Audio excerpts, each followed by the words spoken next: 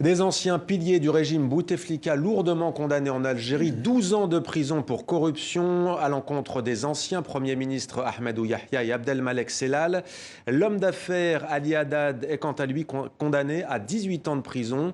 6 ex-ministres sont eux aussi condamnés à des peines de prison. Un procès massif donc dans cette affaire de corruption. Bonsoir Slimane Zeguido. Bonsoir. Quelle est au juste la portée de ces verdicts? Écoutez, ça nous rappelle les méga procès contre la mafia italienne.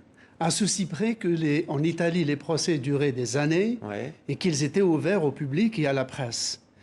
Pourquoi c'était important que ce soit ouvert au public et que ça dure longtemps? Parce que la corruption étant une affaire de réseau, mais pas d'individus, ça permettait de photographier toutes les ramifications de la corruption. Et les individus, les prévenus, évidemment, ne sont pas blancs comme neige.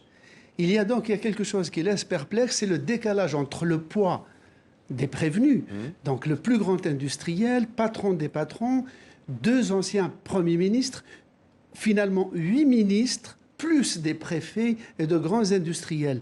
Donc tout ce monde-là, donc un pan entier de l'ancien régime, dans un procès qui dure seulement 5 jours, et des peines qui vont de 20 ans à 18 ans jusqu'à 4 ans. En un mot, Slimane, c'est la justice des vainqueurs?